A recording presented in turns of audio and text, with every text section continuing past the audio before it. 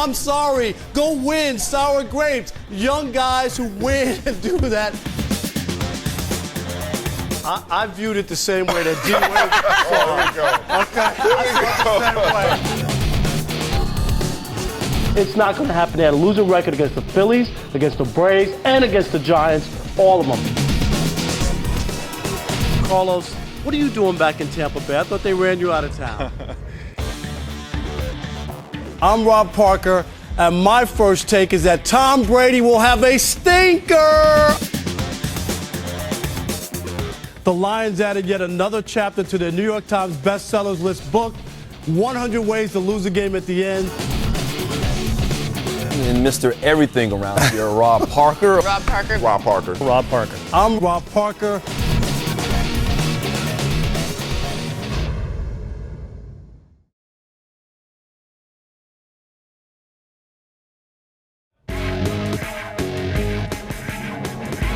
Uh-oh, there you go. Carmen, my CWPFs. Okay, I'm you know, listening. close, warm, personal friends. They tell me that the Lions have let NFL GMs know that they are willing to deal Young. So you know what? He could NBC you later, Detroit, pretty soon. You know that. That's right. But the Lions take on a surprising 7-4 Colts at Ford Field on Sunday. Detroit is a 5-point favorite. Devin, save your money, I know. Despite having a small glimmer of hope for the playoffs, Lions DB Chris Houston said his team isn't waving the white flag just yet. There's a lot of busted coverages you see on Sundays. All right, they're in the holiday spirit in Atlanta when the New Orleans Saints arrived before their game against the Falcons. Airport workers treated the Saints bus to some eggnog. No. I don't know, that sounds like a Christmas Eve at Devin's house. Officials at Atlanta's Hartsdale-Jackson Airport confirmed the incident and said an investigation is underway. On the field early on, you know what? The Saints laid an egg. Right there, Ryan hits Gonzalez for a 17-yard touchdown. Falcons win 23-13. They are now 11-1. NBA, the streaking Pistons, and Chuck, please keep your clothes on. The winners of 3 of the last 4 take on what people are calling currently the best team in the West, the Memphis Grizzlies. Pistons coach Lawrence Frank said his team is just riding the ups and downs of an NBA season, and right now, they're up. To me, it's all state of mind and confidence. All right, controversy last night in Miami. Spurs coach Greg Popovich under heat, sending home Tim Duncan, Tony Parker, Manu Ginobili, and role player Danny Green to a commercial flight. Instead of playing them against the Heat, Commissioner David Stern was not happy, and moments ago fined them $250,000. I'm with Stern. I don't think it's right. It would be like turning on Local 4, looking to see Bernie do the sportscast, and Rob Parker being on. Wait a minute. Come on. Who wrote that?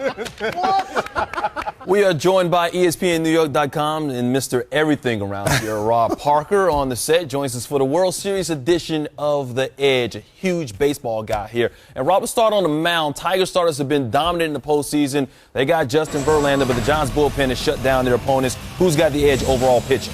I'm going with the Giants because of the bullpen. I've never seen a team win a World Series without a closer, and right now the Tigers don't have one.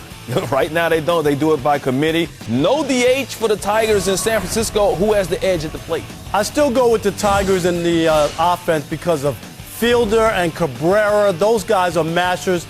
Also, Johnny Peralta had a really good playoffs against the Yankees, and so did Delman Young, who won the MVP of the ALCS. So I like the Tigers' bats. I think they have the definite edge. Jim Leyland, Bruce Bochy, both have won the World Series before. So who has the edge when it comes to managing in the dugout? I'm going to go with the old dog, Jim Leyland. You know what? And Jim, you know, he wants to go out on top so bad the way Tony La Russa did. And somehow, some way, he pulled together this inconsistent team all year, got them ready for the playoffs. They are 4 wins away. I think Jim Leyland has the edge. They're trying to win their first World Series. They're in Detroit since 1984. They last won in 2006. So simply, who wins the series and why? All right, I know the people in Detroit will be mad, but I'm going with the Giants in 6 games. And I'm going with the Giants for one reason only. They have real October magic going. When you lose the first 2 playoff games at home and then you advance all the way to the World Series, it says you have something going. I'm going to go with the Giants. Hold on. Did I hear you? You said Giants? I said Giants. Where do you live? I live in Detroit. Wow. I did live in Detroit. Yeah, that's going to be very interesting what happens in Motor City when Rob Parker tries to go back. I hope you. What did they say at my barbershop? I know. Oh, you still got a barbershop now. That's what you had just say. Rob Parker hanging out with us here on SportsCenter. Time back, but, we've seen some good things, so I'm sure he'll play a lot more in the next game. With all due respect to D-Wade, I think Spo blew it. How do you view this, Rob? You know what? I viewed it the same way that D-Wade saw it. Here we go. Okay? I saw it the same way. I'm telling you, it wasn't Spoelstra's fault. It wasn't, because you know what? Give the Celtics credit. They made baskets. They made shots at the end. That's how you win big playoff games.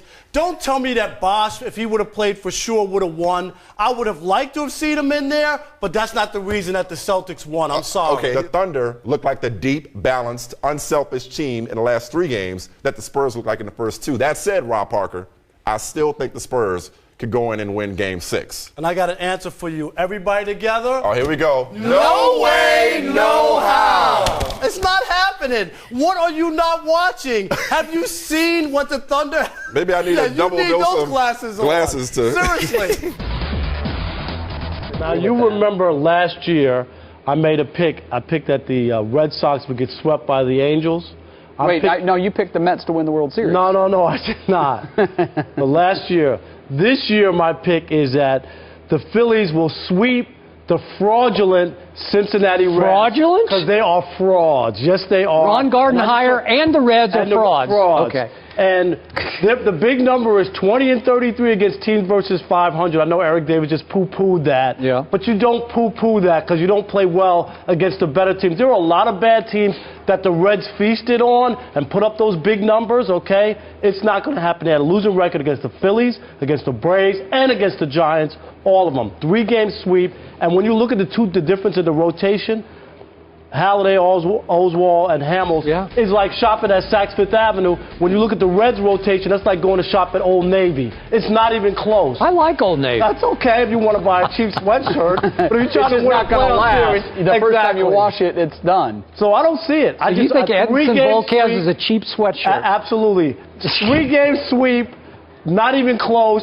People will look back and say, how did the Reds even get here? I'm sorry. Go win sour grapes. Young guys who win and do that. I viewed it the same way that D-Wade saw it. Okay? I saw it the same way. It's not going to happen. They had a losing record against the Phillies, against the Braves, and against the Giants, all of them. Carlos, what are you doing back in Tampa Bay? I thought they ran you out of town. I'm Rob Parker, and my first take is that Tom Brady will have a stinker. The Lions added yet another chapter to their New York Times bestsellers list book, 100 Ways to Lose a Game at the End. And Mr. Everything around here, Rob Parker. Rob Parker. I'm Rob Parker.